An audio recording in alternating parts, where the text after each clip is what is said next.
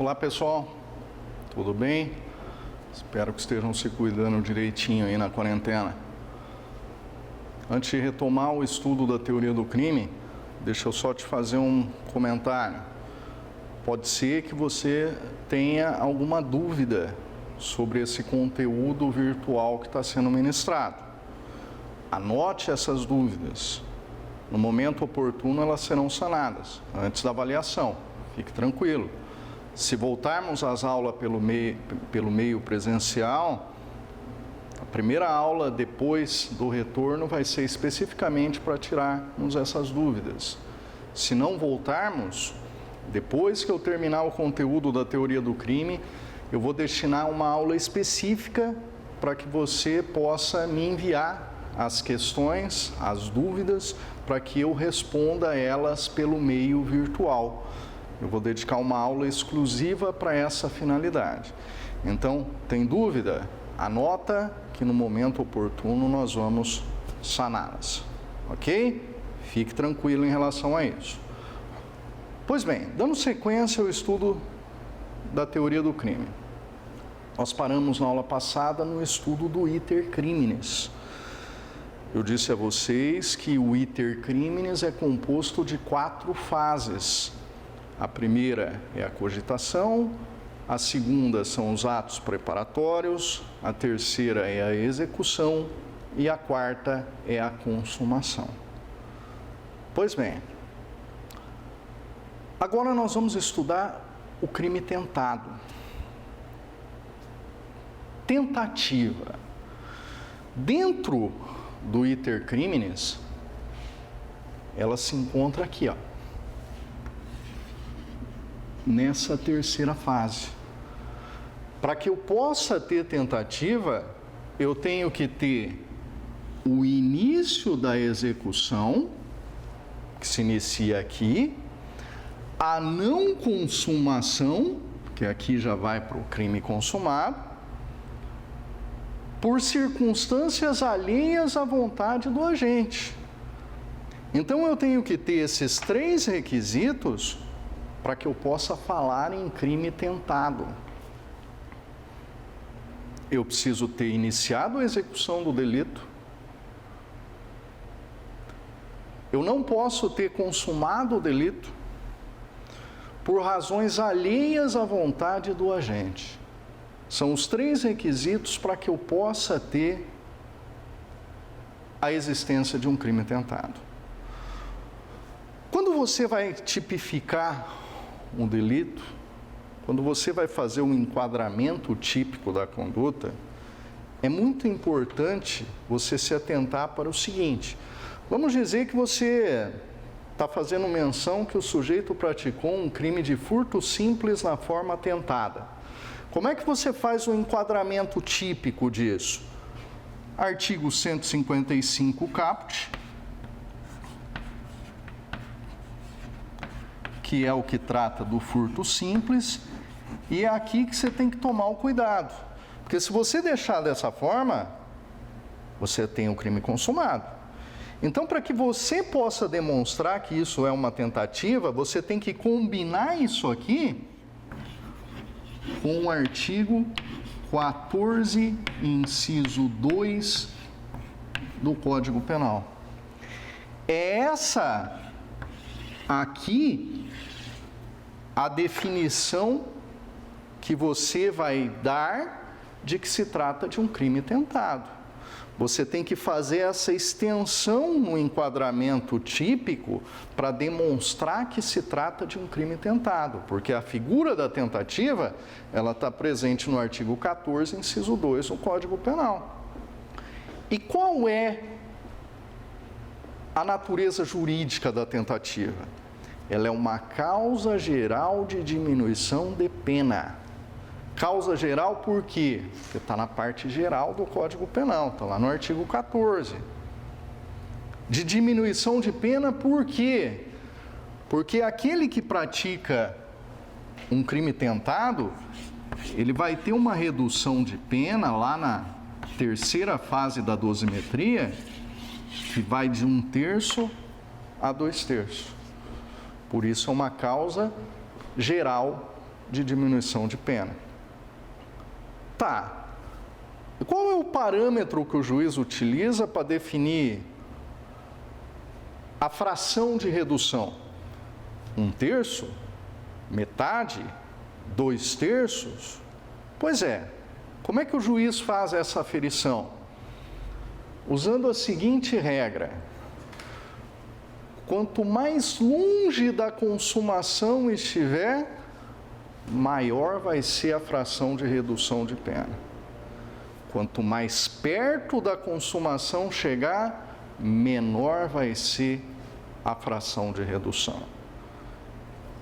Por exemplo, o sujeito deu 5 tiros na vítima, errou todos. A vítima não sofreu nenhum arranhão. A chamada tentativa branca. Qual vai ser a fração? A fração de redução de pena vai ser o máximo, 2/3. O sujeito acertou 5 tiros. A vítima foi para a UTI, ficou dias internada, mas conseguiu sobreviver, quase que por um milagre. Qual vai ser a redução?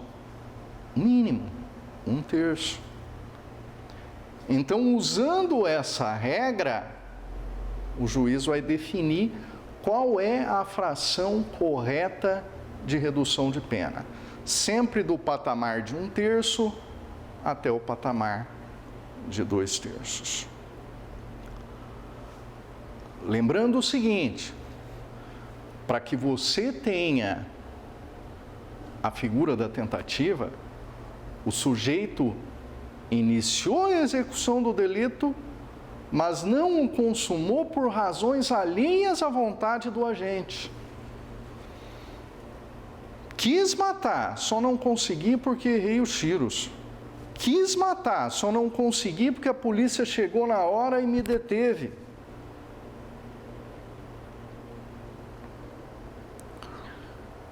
Ok? Pois bem,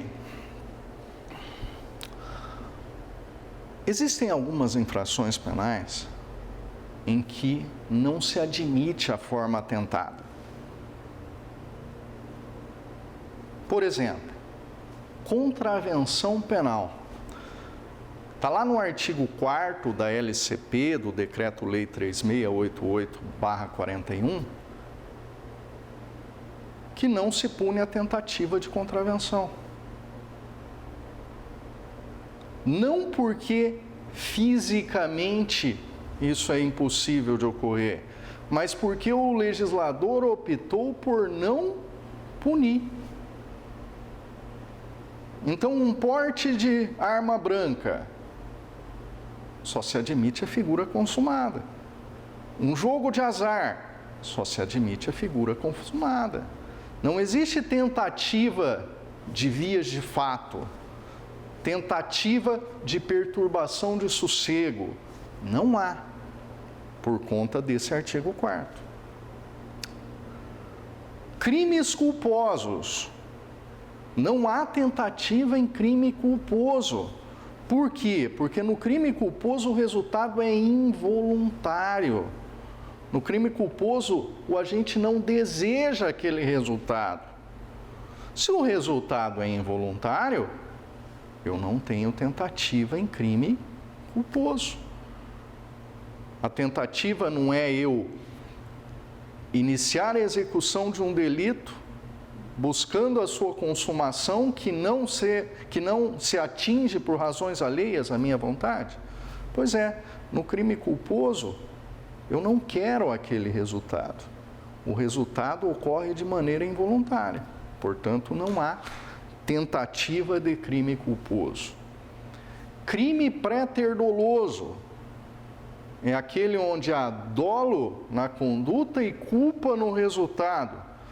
Se eu não tenho tentativa no crime culposo, automaticamente eu não tenho no crime pré-ter-doloso. Porque, afinal, o elemento culpa no resultado integra o conceito de crime pré-ter-doloso. Então, não há tentativa em crime pré-ter-doloso. Crimes omissivos próprios são aqueles que começam com o verbo deixar. Deixar de prestar socorro, omissão de socorro. Deixar de prover a instrução primária a filho em idade escolar, abandono intelectual. Sempre que se trata de crime omissivo próprio, não há a figura da tentativa. Ou o sujeito deixou de prestar socorro e consumou o delito, ou ele não deixou de prestar socorro e não há delito algum. Não há, no caso, então, tentativa de crime omissivo próprio. Crimes habituais, que são aqueles que exigem no mínimo 2 atos. Por exemplo, a contravenção penal de exercício ilegal de medicina. O sujeito foi lá e, não sendo médico, atendeu um único paciente. Não praticou delito algum. A partir do momento que ele atendeu o segundo, ou seja, que houve a habitualidade, ele consumou o delito. Então não há espaço para tentativa. Crimes unissubsistentes são aqueles que se realizam a partir de um único ato. Por exemplo, a injúria verbal. Você vai xingar alguém de corno. Se você falar corno, você consumou o delito de injúria. Se você falar cor, chegou alguém por trás e tapou a sua boca, não há delito algum. Cor pode ser um monte de coisa. Corintiano. Então não há tentativa de crime unissubsistente. Também não há tentativa de crime de mera conduta, também chamado de crime de simples atividade. Por exemplo, violação de domicílio.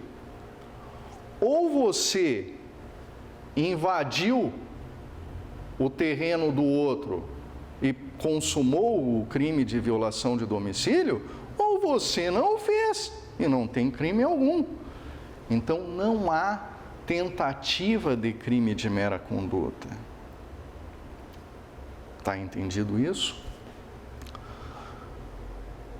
Pois bem,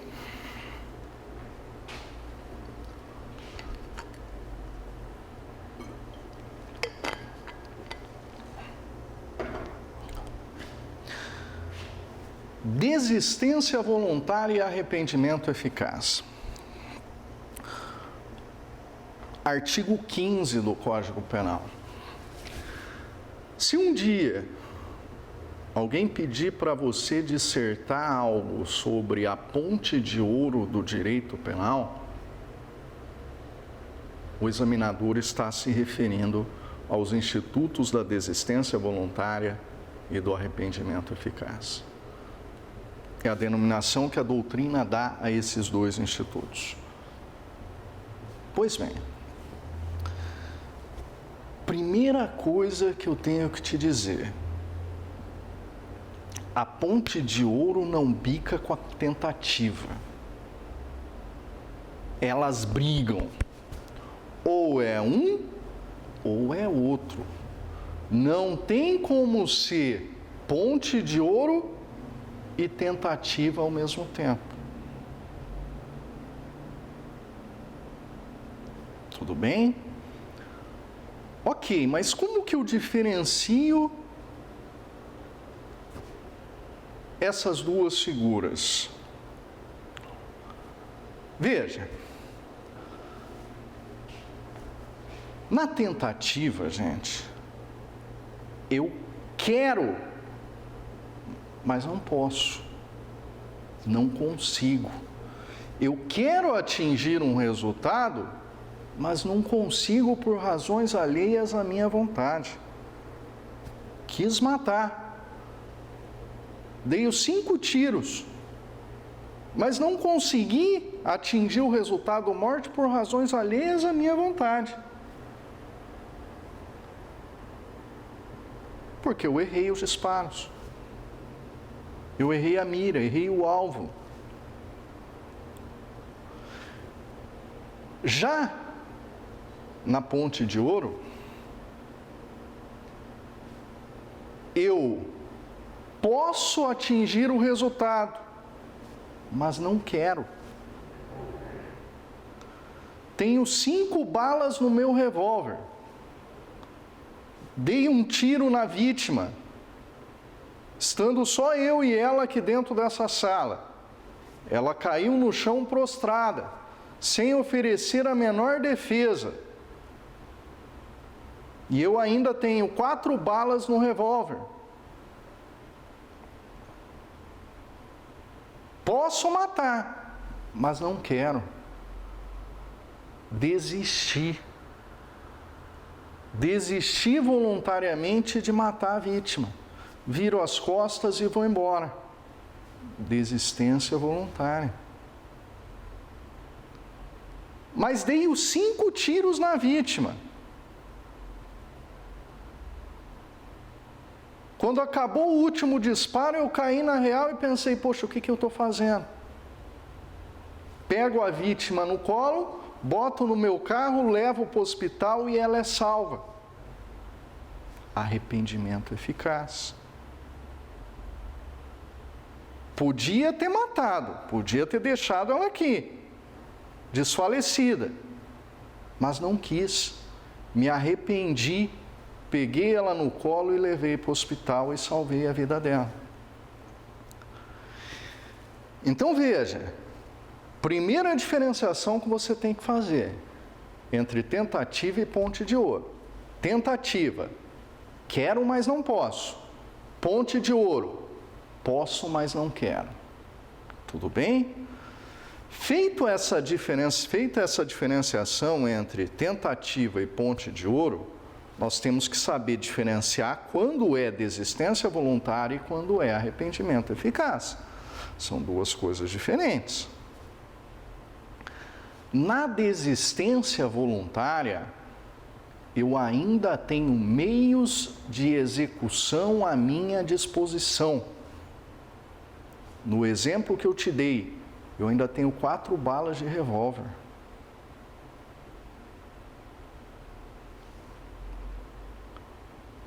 No arrependimento eficaz, eu já esgotei os meios de execução que eu tinha à minha disposição.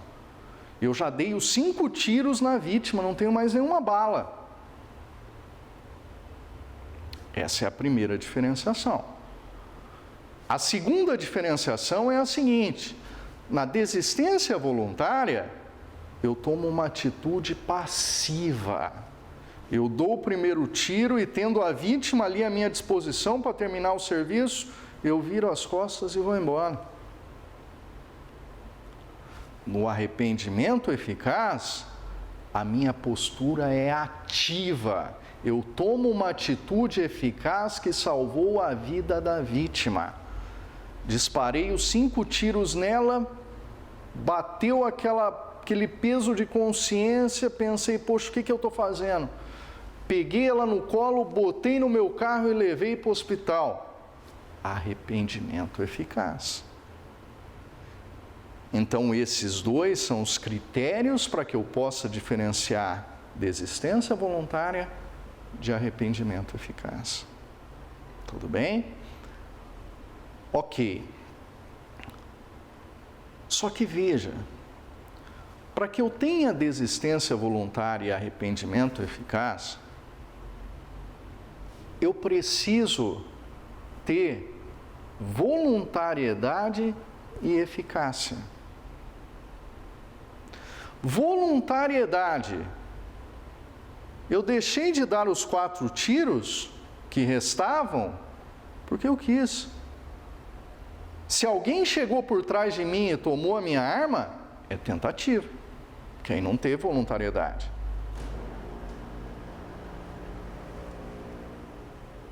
Aqui nos 5 tiros que eu dei, eu tomei a atitude de pegar a vítima, botar no meu carro e levar para o hospital. Foi uma atitude voluntária minha. Agora, se chega uma outra pessoa qualquer e faz isso e leva e salva a vida, é tentativa.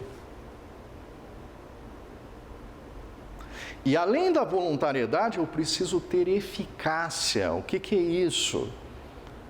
Se com aquele único tiro que eu dei, virei as costas e fui embora e a vítima morreu, eu vou responder por crime consumado.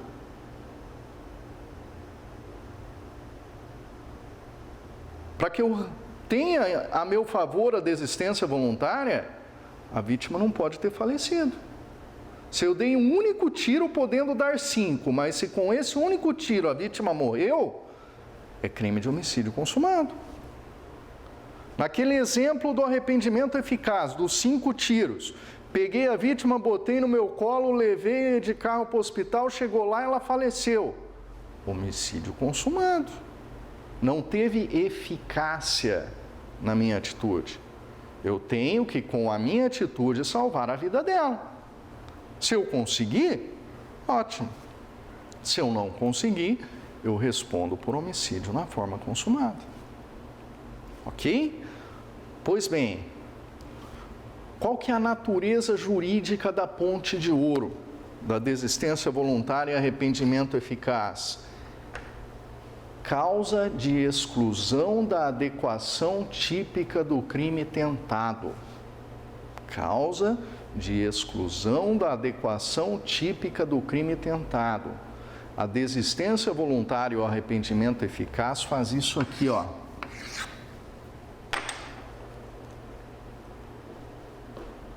Ela quebra a tentativa, como eu te disse.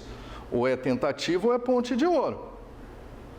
Se for ponte de ouro, vou pôr lá, combinado com artigo 15 do CP, que traz a figura da desistência voluntária e do arrependimento eficaz. Tudo bem? Ok? Tá. Na tentativa, como eu te disse, o camarada responde pelo crime com uma redução de pena que pode ir de 1/3 a 2/3. E na ponte de ouro? Na ponte de ouro, ele vai responder por aquilo que ele fez até o momento em que ele desistiu ou se arrependeu. Por exemplo, naquele caso do sujeito que deu um único tiro, virou as costas e foi embora. A vítima não morreu, mas sofreu lá uma lesão leve porque o tiro foi no pé. O autor do fato vai responder apenas por lesão corporal dolosa leve. Naquele outro exemplo, do cidadão que levou 5 tiros, peguei e levei para o hospital, consegui salvar a vida do sujeito, mas ele ficou lá com uma lesão gravíssima. Vou responder por lesão gravíssima. Então, na ponte de ouro, eu tenho a possibilidade de responder apenas por aquilo que eu fiz até o momento que eu desisti ou me arrependi. Eu não vou responder pelo homicídio, salvo se consumar. Se consumar é homicídio, não tem conversa. Agora, se não atingir a morte, eu vou, no caso, responder pelos atos praticados até o momento em que eu desisti ou me arrependi. Tá entendido isso? Tudo bem?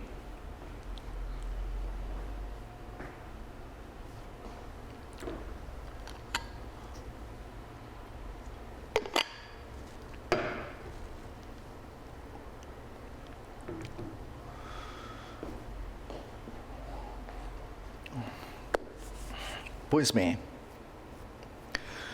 por se tratar de uma causa de caráter objetivo,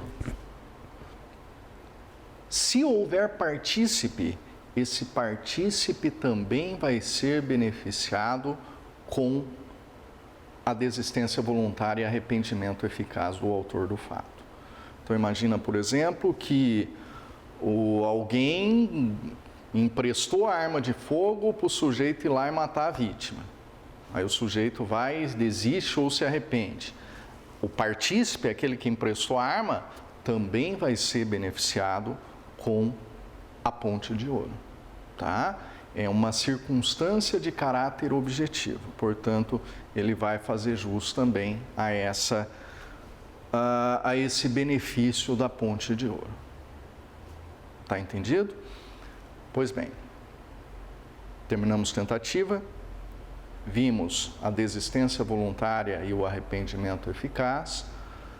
Agora, daqui a pouco, na próxima aula, logo na sequência, vamos estudar o instituto do arrependimento posterior, vamos estudar o crime impossível e vamos começar o estudo da antijuridicidade. Até daqui a pouco.